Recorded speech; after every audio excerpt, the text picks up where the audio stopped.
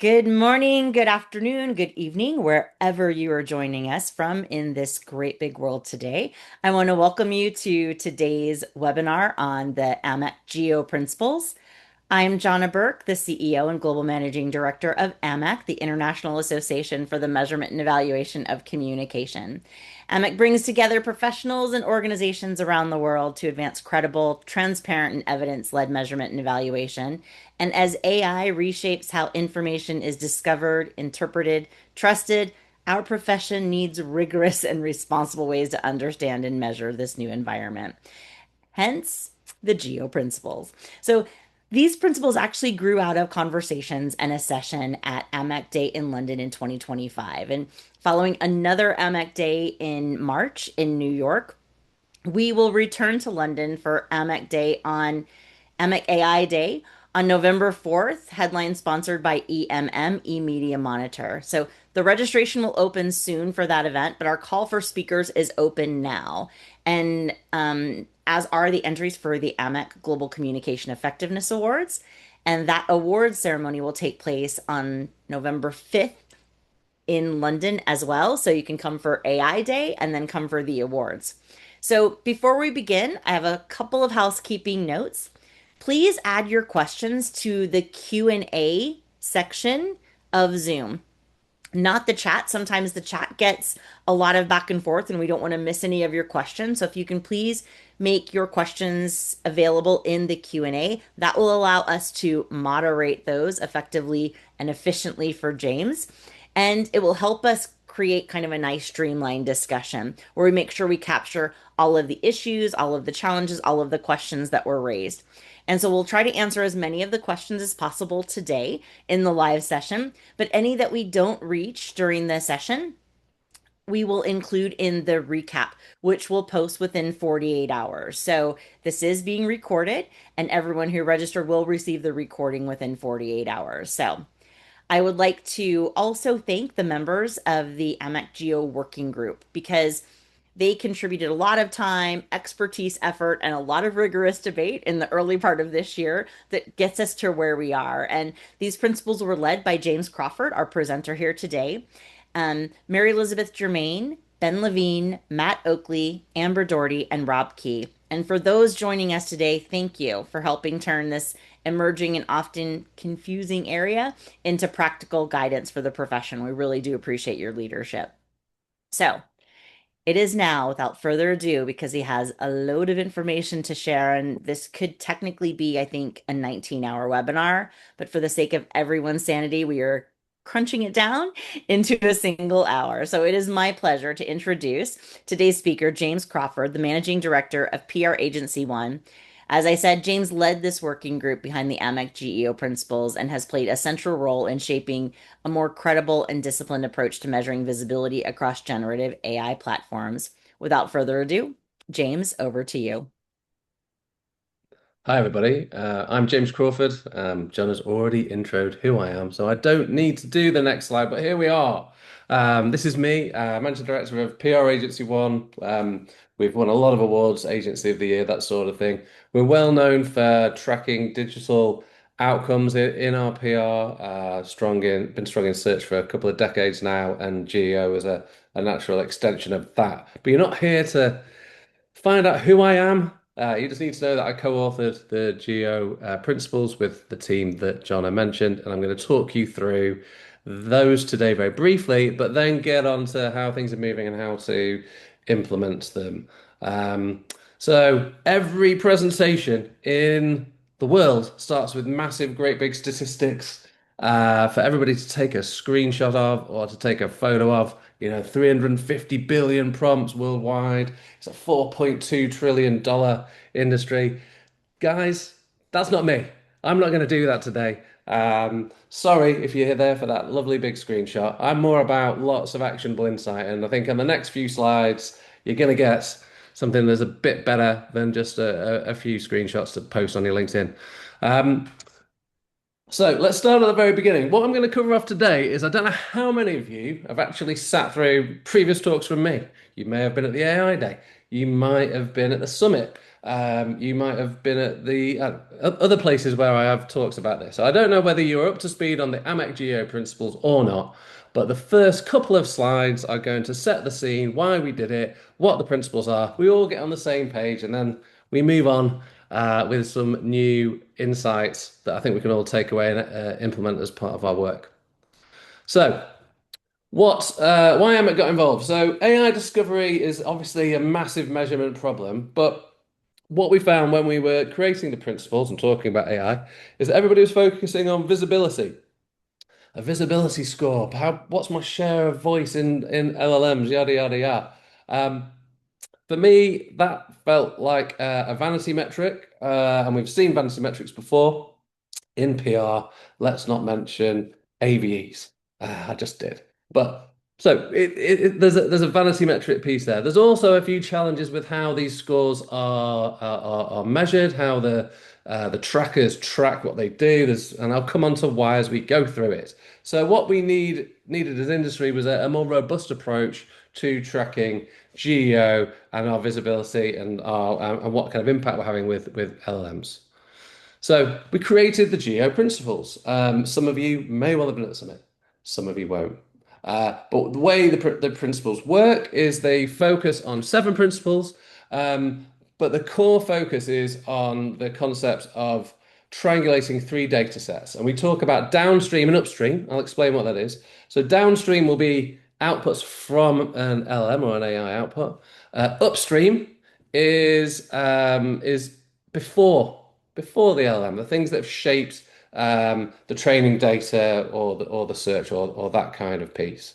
So what we felt as a team after having discussed it and looked into this issue is that just measuring downstream AI outputs, getting a whole set of prompts together, for example, asking a few prompts and then tracking what it says is not good measurement. There's more to it than that. And the good news is that it is the upstream universe of data that really shapes what LMs have to say.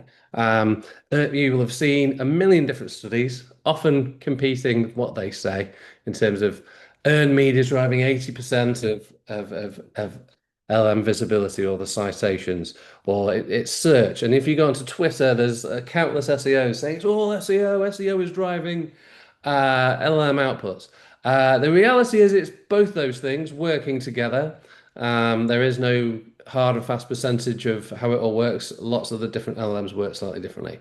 But what we need to be able to do is create using various different tools, create a digital twin of the unstructured data of earned media, shared media that's out there, track what it's saying, how many times you mentioned, not just what's how many times you mentioned, but what's being said about you, those brand attributes. Look at the search readiness of your brand. Look at how if your business's website is visible in search, does it say the right things? Is the right content on the site? And then triangulating that to what's actually being said about you in LLMs, we start to piece together what's happening. Now, you'll say to me, James, there are seven principles. You're only talking about three. Very sharp of you. Well, of course, the first point is everything that we do needs to start with objectives. It's very easy for people to run away with things and start talking about visibility scores. Every organization is different. We're not all Nike. Maybe Nike are on the call. Hello, if you are. But every brand is different. If you're a consumer brand, you'll have different objectives to if you're an NGO. If you're looking at this from an employer brand point of view, there are different objectives that you need to track. So you really need to think about what those objectives are before you start. The other pieces of the pie here is just around reliability and trustworthy sources maybe mattering more than volume or promotion. So there are techniques out there to game the system with LMs. I'll come on to that later. But there are actual examples where people are using listicles, things called PBNs, private blog networks, to spam the internet with information. Awful. but people are doing it and it is effective. So what we are seeing is that can be quite short term. So there's a focus on reliability and trustworthy sources mattering more than the short-term visibility play here in terms of measurement. And then seven, there's an ethics piece around improving the public information environment, not manipulating it or disguising it or flooding the internet, as a certain advertising CEO said to Sarah Waddington, the chair of the PRCA, on Radio 4 in the UK. So yeah, there's an important piece there around ethics, and if you're really into your ethics, make sure you check out Rob Key and his data quality principles and the work he's doing in that space, because that's an important overlapping alignment. And he helped us shape the principles and inserted point seven.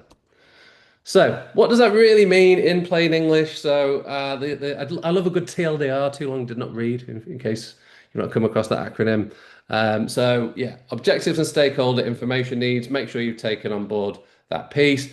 Assess the public information environment first. Now, a lot of people in the communication space, you're probably doing this already. I would hope you are, maybe you're not. But there are tools out there that help you assess the entire environment of public data, earned media, shared media about your brand. Do the reporting, get that, capture that unstructured data, turn it into metrics, get the actionable insights around it, understand your brand attributes, understand your share of voice.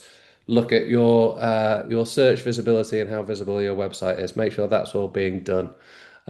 Assess that information first. And what you'll see if you go online, if you go onto LinkedIn or more likely Twitter or X as it's now called, lots of case studies out there very rarely talk about that piece. I can't stress how important it is to understand what is being said about you online, because that's what shapes LLMs, both their training data and when they dip into the search to gather information. Then you also need to check the reliability of the information that can be found, understood, and how it's cited. You want to make sure that it's consistent, that you can be found. That's a good start. It's amazing how many websites and brands can't. And understanding how often you're cited in these places.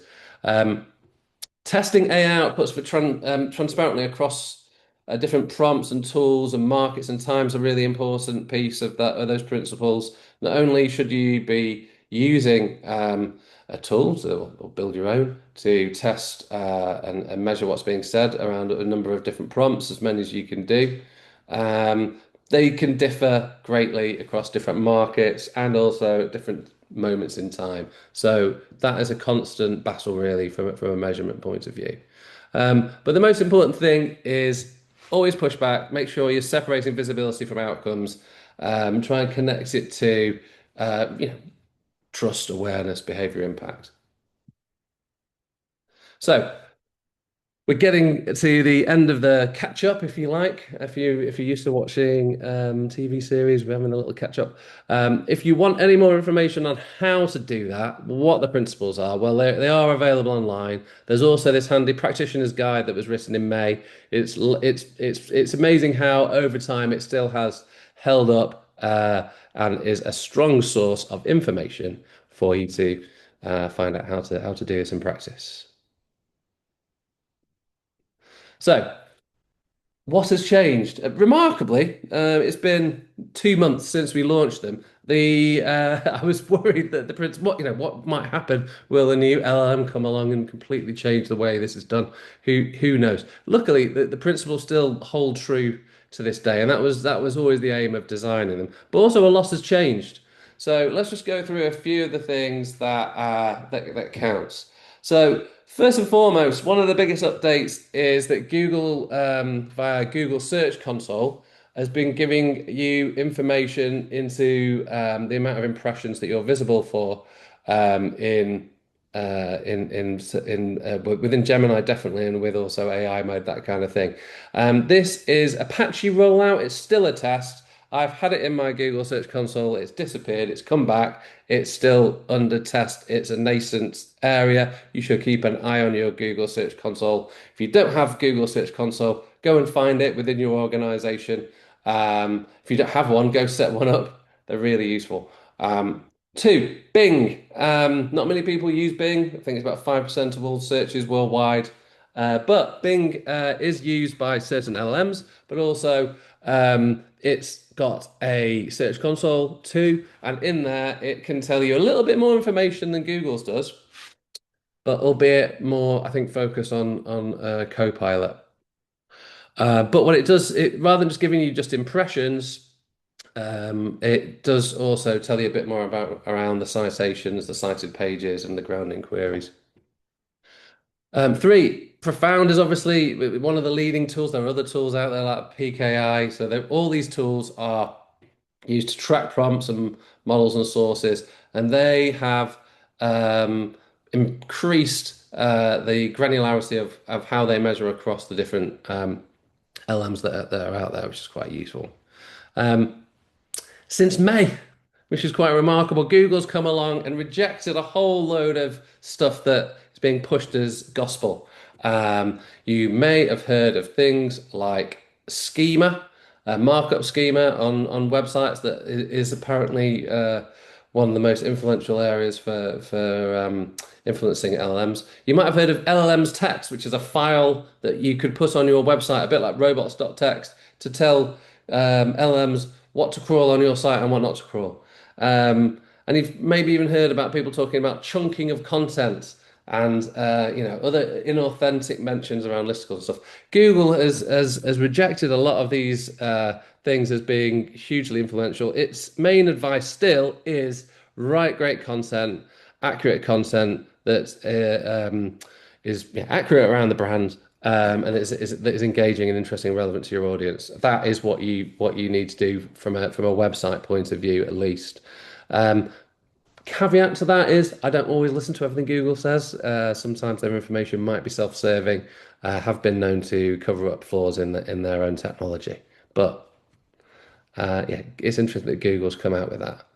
And then the fifth thing that's changed over time, you've probably seen a million studies saying that Reddit is is the big universal shortcut to visibility, or LinkedIn, or maybe it's this news website in America that no one in the UK reads, or whatever it is. And these vary from study to study. Well, actually, there is still no sort of universal citation um, source list. There are some sources that do have licensing agreements with the LLMs. Obviously, they're more important than others, you would argue. But I would argue that maybe focusing on one particular channel as your main geo tactic is not necessarily the most strategic thing to do for the long term, at least.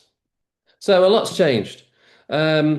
The main thing that what we wanted to cover off as well when we're getting into the weeds of it is visibility not being an outcome. Okay, so mentions one thing.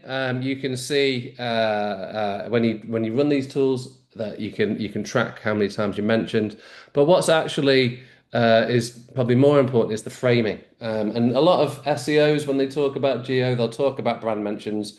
Very rarely do they talk about the framing of the content and the key messaging and the brand attributes.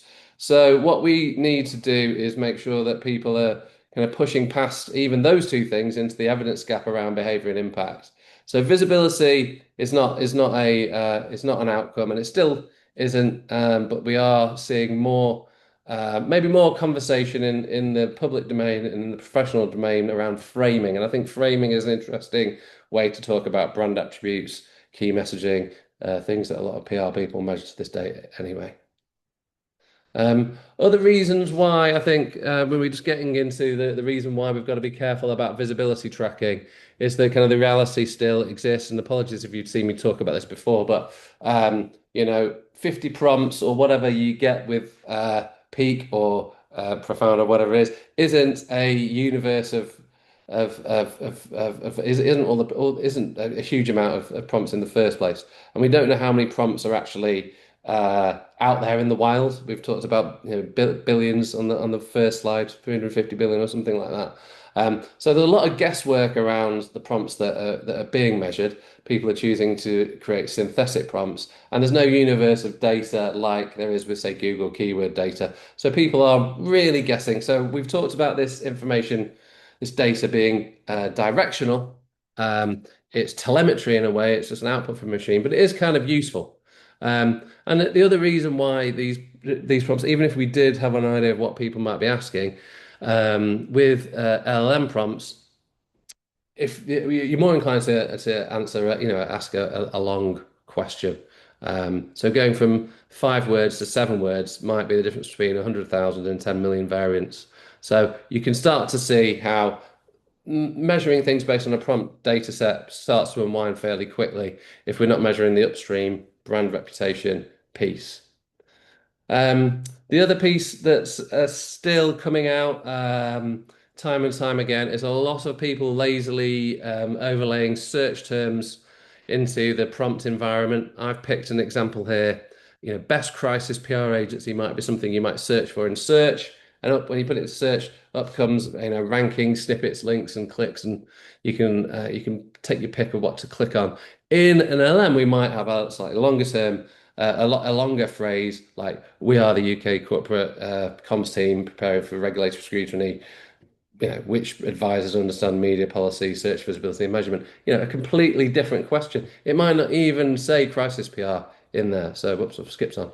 Um, so we've got to take this process very seriously. We need to make sure everybody's aware of what is measurement and what isn't, what variables you need to take into consideration, and go into it with our eyes open that downstream measurement is largely directional, and visibility, even if you've got an accurate prompt set, visibility doesn't really tell you true impact anyway. So the other thing that's been emerging more clearly, just in the last 2 months, is the difference between all the different LLMs that people are using. Even within Google's own product set, you get different answers whether you're in Gemini or if you're just in the Google AI mode. ChatGPT often has kind of social heavy citations, referral links are kind of a bit more commonplace, that sort of thing. Claude might do similar sorts of things, but it might also have a bit more relevance from a B2B audience.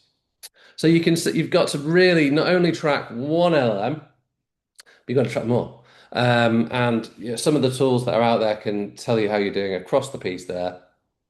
But even if you're really sure that you've got the right prompt set that you're tracking, you've also got to make sure that you're tracking outputs across all the different channels, if you like, to get a decent outcome. And then another insight that's been coming clear over the past couple of months. I don't know how many of you follow. There's a well-renowned SEO called Lily Ray, and she's been posting a lot recently around spam and people using spam to game LLMs. So you might hear people talking about listicles and publishing 25 listicles on their website where they're always number one in that list against their competitors, or other types of comparison pieces. Clearly, if you're publishing 25 listicles where you're always number one on your own website, it's not a good look. And there have been examples of Google targeting this kind of manipulation and completely de-indexing websites. So be careful which geo partner you choose and what kind of tactics they're deploying for you, because you could get de-indexed. And if you think I'm joking, well, just take a look back at the Google Penguin update, 15 years ago, where countless websites were completely removed from Google. Lots of businesses went under because of that particular thing. So be careful what you do. Now, also be careful. Don't jump to the wrong conclusion here.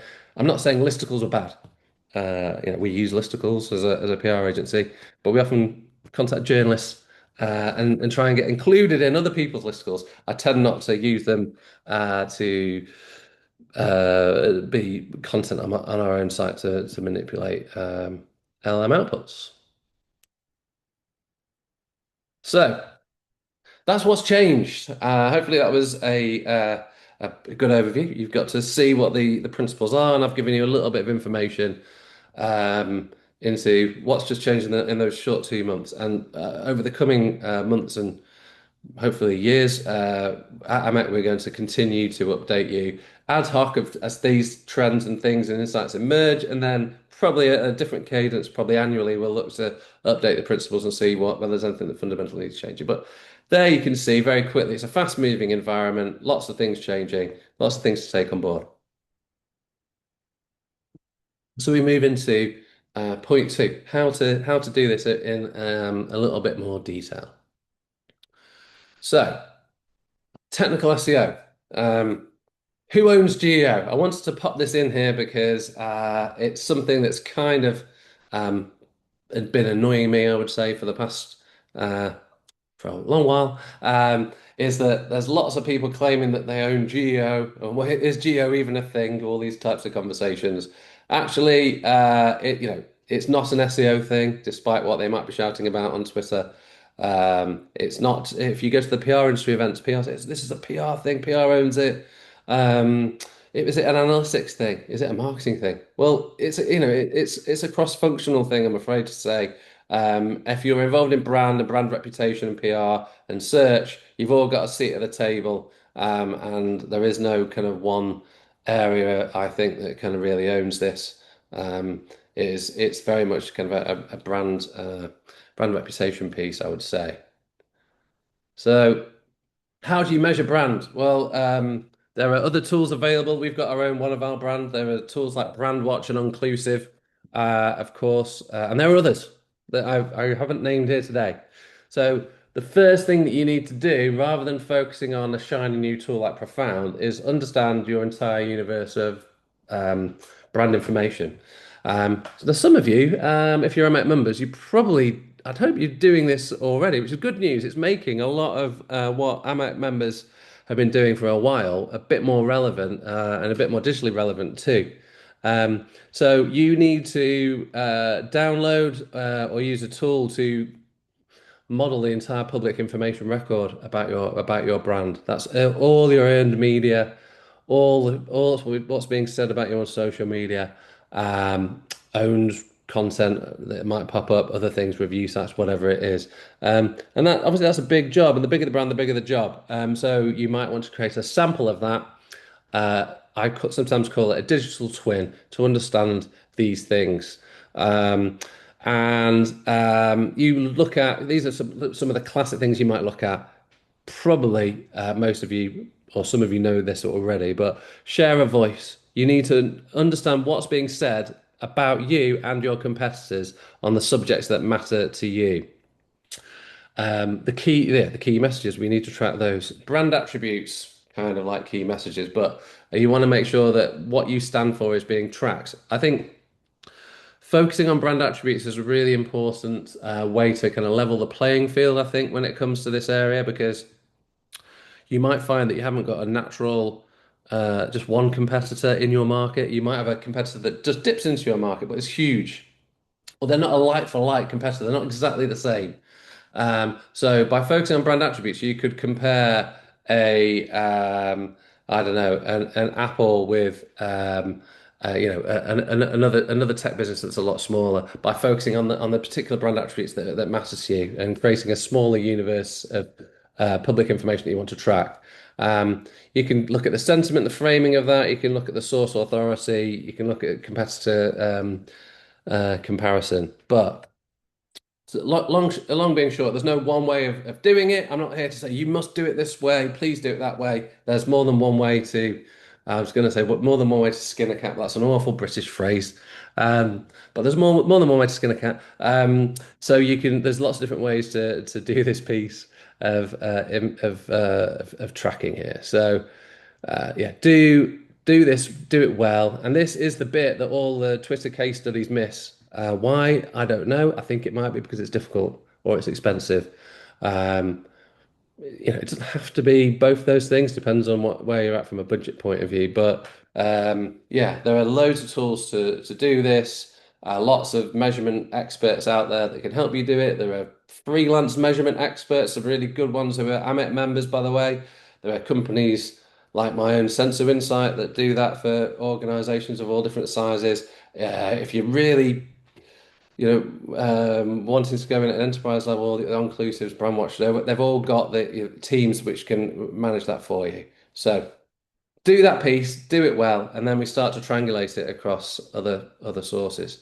Um, the second area that you need to really get your head around is SEO. Now, this as a bunch of PR people. I mean, I've not looked yet at who may be on our call. We may have had some SEO people on it. I don't know. But assuming that a lot of you guys are in the communications and PR space, SEO may be something that you're aware of. It might not be your core specialism.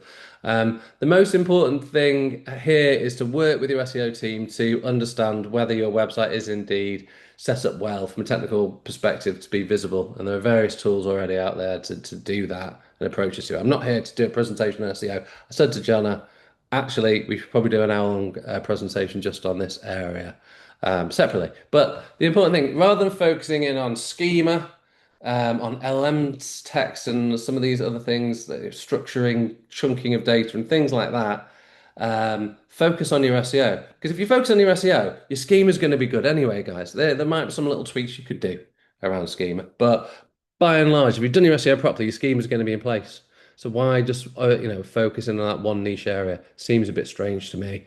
That's strange because it is strange. I've seen so many websites focus on schema and haven't even optimized the homepage for search, meaning they're not going to be found. So if you think of your website as being a signal that tells LLMs who you are and what you do, it's a primary source of information. You want to make sure that you do that, and you do it well, and you've got all the information of all the niches that you have about your website. It needs to be findable, crawlable, indexed. It's funny how many websites aren't. Are they built the wrong way? Lots of different reasons why a website might not be crawlable. Make sure that you've got consistent entities. Entities are a technical SEO term for things on the internet. Your website being an entity, your local listing being an entity, your social profiles being an entity. Make sure you've got consistency across the piece because it's really important that you've got consistent entities to tell LMs what's going on. And then make sure that you've got lots of citable content, useful pages. Don't just have a five-page brochure website. That would be a bad idea. Have a context-rich website with lots and lots of content on it that's useful for third-party humans, actual real people, and also robots. So if you do that right and then measure it properly using, the SEM rushes of this world and Google Analytics and other tools are available, and you're having proper technical audits and you understand what's good and what's not. You're heading in the right direction, and your SEOs can start to, if you work with them, start to triangulate your brand strategy that I've just talked about against what's on their website. So if you showed your technical SEO person your brand tracking and ask them to tell me of all this stuff that you're doing here, what's missing, they can go off and probably come back to you with a really neat content plan to get your technical SEO in place. Oh, crikey, O'Reilly. Strange talking to myself in my kitchen at half 2 in the afternoon, but here we are. So onto the next slide.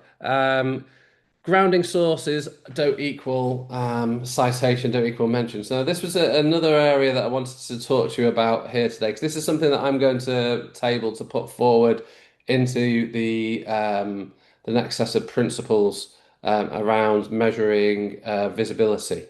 So there are different types of visibility within LLMs. And if we're going to be measuring visibility downstream, measuring the prompts and then working out what you're visible for, you need to just understand what visibility scores are actually broken down into. Is your website just appearing in the grounded? Is it grounded in the information? Are you providing information but you're not really cited? That could be a win. It could be a win to you. You might get over an important key message, but your brand is not mentioned. But that is a grounding piece of information. It is not a citation. A citation is what it is. It is a link saying that you were pulled together into what the synthesis of the information that's available. Mentioned. Have you been mentioned? Is what says what it is on the tin there. I think a lot of people, when they think of visibility, they think mentions, but it could be one of these five things. Have you been recommended, even better than being mentioned, saying that James Crawford's PR Agency One is the world's best PR agency, other PR agencies are available? Um, you know, would be a fantastic recommendation by anyone, but in particular an LM. And then referred, when we talk about referrals in Google Analytics sense, we're talking about an actual link that refers traffic to your website. So there are many different ways that you can appear in AI outputs, and it's important to understand the difference and tracking those separately. And I think we're going to be more nuanced in how we describe visibility going forwards using some of these terms. You might. This is a good one to take a screenshot of if you've got a moment. Oh, right, and then another area that it's not all about measuring LLM outputs through a profound, guys. You've got Google Analytics 4 or other analytics tools. Um, you can track referral traffic, source or medium, from LMs. So there will be a small portion of LM outputs that will have a referral link into it. The important thing is that that referral link will go to a landing page on your website. It might not be your homepage. It might be a homepage. If it's not your homepage, where that traffic lands tells you something important about what that prompt might have been. Because of course we can't join the dots. We don't know what people have asked. There's a privacy thing. There's these things are a black box. There's this zero-click world we're in. But by looking at the referral traffic that you're getting to your site and the landing pages, and you can filter your analytics by this view, you can start to think, okay, well, I'm getting traffic for financial services and for technology. I must be seen in LMs as being good, hopefully, not bad in this space. And then you can look at the actions being taken, of course. The great thing about Google Analytics is you can track the time on site, you can track key events in terms of goals, you can track inquiries, you can track phone numbers using other tools like, I like Ruler Analytics, other tools are available. Shout out to my friend Daniel at Ruler Analytics. They're a really great way to track phone calls. And yeah, so you can start to see out of all the referral traffic that we're getting, what kind of outcomes are we having? We can see when inquiries are made. What's being put into the actual inquiry. What questions are they asking? Is it a commercial search? Is it a job hunt? Whatever it is. So that's an important area that may not get as much attention as it should do when it comes to measuring geo outcomes. Phew, right. We're in the final third, and we're getting on because I'm going to leave 15 minutes for questions. I've seen 38 popping off in the questions. It's quite distracting when they pop up, but I like to see it, so keep them coming. So putting the principles to work. So some practical tips. I didn't want to be too focused on the theory, I suppose. Let's just pause a second and think of some practical tips. So, point tip number one, define that stakeholder question, those objectives. Make sure you've actually thought why you're doing it in the first place. Chances are, someone in corporate affairs has probably got a different set of objectives to somebody who is working on, I don't know, the e-commerce team. So make sure you're coming at it from that point of view. Don't just begin with the visibility score. That would be weird. Point two, set up brand tracking. For the love of God, set up brand tracking. I might get a t-shirt done for the next summit. Set up brand tracking. So many case studies online just talking about visibility scores. Guys, do something else with your life. Visibility is important. Just do some brand tracking and triangulate the three metrics as we've suggested. Um, yeah, don't interpret AI outputs without the public record. Like, just make sure that you're doing it properly. Define attributes and compare them like for like. Do make sure that you've thought about what you want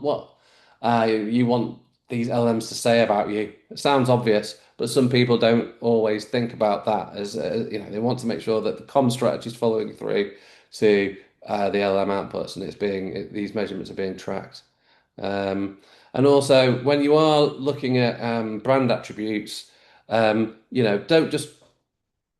just compare yourself to the global giants without focusing in on what really matters to you as an organization. Otherwise, you will end up having a very low visibility score. Um, Focusing on what really matters to you as an organization in those brand attributes. Um, yeah, you can also, point number four, choose prompts and models by audience. There are different audiences within your organization. You're probably going to want to do lots of different types of prompt tracking for different audiences. Your HR team, focusing on your employer brand, are going to ask different questions. Make sure that you are being granular with them and swapping different prompts in and out as you go through. Obviously, you can't track everything. There's a cost here. So, rotate through different prompts to test different things and learn, importantly, take actionable insights from them.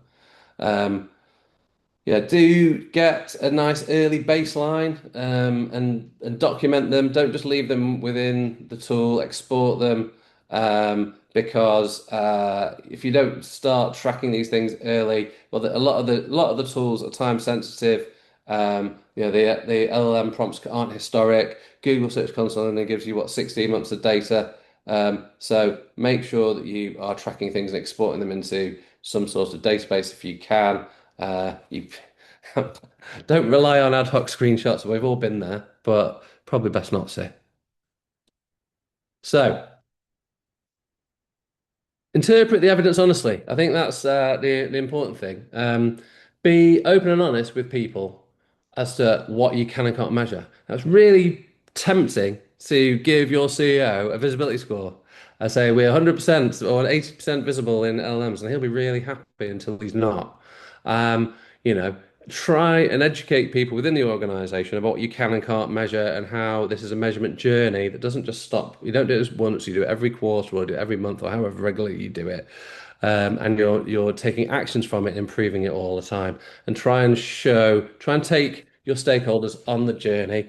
Explain to them why there's no universal prompt data. Explain to them why different LMs will give you different outputs. Explain how these things change.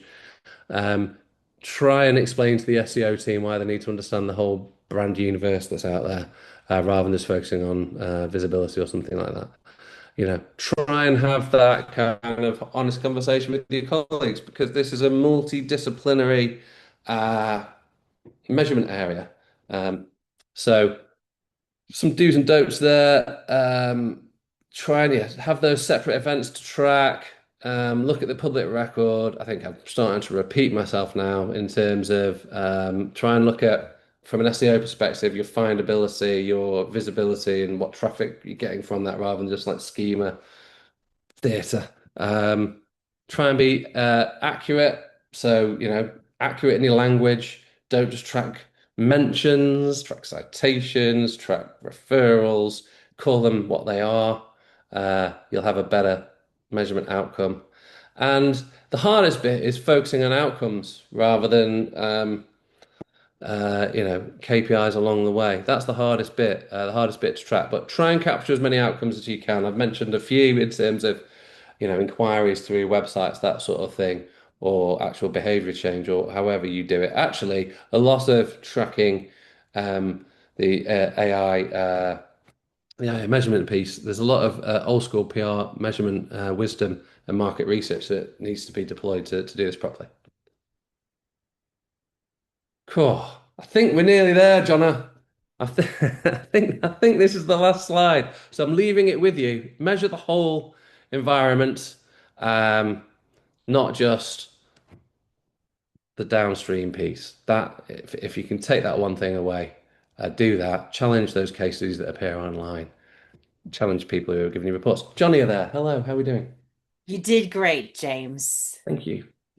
It is thankless, as you say, sitting in your kitchen. Like, I think there's a lot of people out there. So I'm just gonna carry on until told differently. So no, great job. And for everybody joining, yes, we will do a series of these sessions where we'll do a slightly deeper dive into each session around these topics. watch this space for future invites and for the date and the schedule. It's, trying to coordinate those things, but recognizing that this is kind of that high level around what's happened for those people who aren't familiar with the GEO principles as kind of that guardrails and the baseline to give everybody a step in the right direction according to best practice, and then being able to incorporate some of those other learnings. So, round of virtual applause for James for that Herculean effort to get us going as I go through and we start to go through the questions. Give him some love in the chat. It's only right. It's only fair. You're better people for it. So, James, the one question that we have come up a couple of times is, are we going to be okay to share your slides when we do the recap? I would love you to share my slides, and if Brilliant. you care to link to me or share my stuff, I would be delighted. Brilliant. So, yes, we will definitely be sharing the slides for those of you who were messaging. I know that's a broad question that everybody is interested in. So, let's work through some of these questions. And again, if we don't get to your question, we have several. Please know that we will try to provide those answers in the recap that we do. So, we have kind of a, a nice summary for people who weren't able to make it live as well. All Cool. right. What are some practical ways? And I think you covered some of these, but this is an interesting take on that question. What are some practical ways to measure qualitative elements like sentiment alongside quantitative elements like visibility? Like what does that mix and ratio look like? Yeah. So there's many different ways to do that. Let's start with the upstream environment. If you're looking at your upstream information environment, that may well be a capture of unstructured data around press coverage or social media or whatever it would be. Clearly, what that information says may well be qualitative. How many pieces there are, where they are, what reach they have could be quantitative. There are many opportunities to dive into the different channels there. From a SEO point of view, you've got visibility, you've got traffic. From a qualitative point of view, you've got the metadata, the website taxonomy, a whole load of qualitative stuff to capture. Then going down into the LM tracking themselves, well, yes, you'll get scores and share of voice and different outputs per LLM, but also you can download the prompts and the actual text and response from these things and analyze what's said about you, getting some really good insight into what's being said to compare and contrast the metrics, the brand attributes and the key messages that are coming out of one end that have been reflected in the public domain. So it's a rich area of data, Johna. Does that answer the question? I mean, that's a It whole does. session, whole Yeah. And session. that's why I preempted saying we will do longer sessions on each individual area for everybody, but we want to honor the questions that we have today. And sometimes that's going to be, you know what, we've covered that for where we can cover it at this kind of 30,000 foot view, but we will take a deeper dive into that. So, all right, James Crawford, if visibility alone is an impact, what's the one metric you think organizations should focus on to prove GEO is actually working? One metric. If only. Um, There we it, go. There is no such thing as a no, silver bullet in there's sadly any no, discipline. there's sadly no such thing. But what I would say is, in the principles, we talk about objectives, and in the AMEC framework, frankly, we talk about track assessing objectives. We talk about measuring impact. You've got to tally the two together. You've got to join the dots. You've got to have that kind of trail of breadcrumbs towards impact. Whatever that is for you, I don't know. For me, what I like to see is the correlation between information in the public environment, be it earned media, shared media, and outputs from LMs. That's just me. But that still doesn't mean there's going to be an impact. It might just fall on deaf ears. Right. There are leading indicators are not necessarily impact, right? And so I think it's understanding the difference and understanding a business objective that you're trying to measure against. That's how you know it's impact. But being able to take some of those leading indicators, no matter which form you're looking at, to be able to understand that is really that key part. So And I think that answers this, but I'll pose it to you differently, James, in the event that I'm making an assumption. But if AMEC discourages reducing GEO to a single visibility metric, as discussed, what would you consider the minimum evidence required before a consultant can confidently tell a client that their GEO strategy is actually working? Um, do you know what? I think the best, most transparent metric for me, whether it's working, is referral traffic in GA4. I think people have said that's Google Analytics 4. Because it's something you can see and you can track it through to your website. And from your website, you can track it through to some form of impact.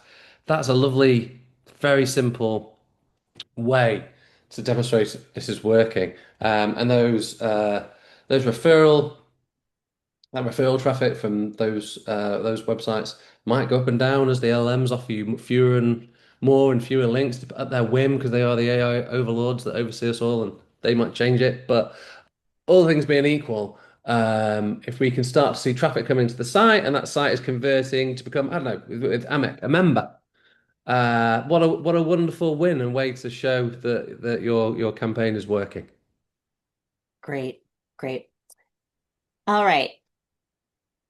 James, to use a simple example, if I ask an AI assistant, how do I build a geo strategy, and it references content from my organization, what should we measure to understand whether that visibility is actually making a difference?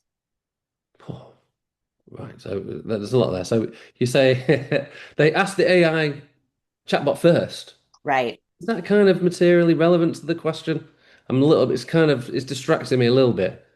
Just say the question one So more if they're a time. consultancy talking about, consulting on geo Yeah. strategies, and when they ask the agent how to build a geo Yeah. strategy and their work comes up, Yeah. how should they measure to understand that visibility is actually making a difference? And I think there's that, call to action, there's those Yeah. references Yeah. back, those backlinks, right? Well, obviously, you need to be measuring that in a clean AI environment and not just in your own sort of LLM because that will be skewed to you and your personal preferences and all that sort of stuff.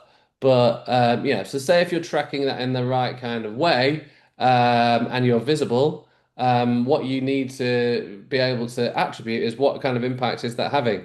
So if it's very specific and you can then track that, if there's no kind of referral link in these mentions but it's talking about you as being a world leader in financial services, in a niche in financial services that is quite specific, and you're starting to see more organic leads coming through, say, branded search. You know that you may be starting to see something interesting there.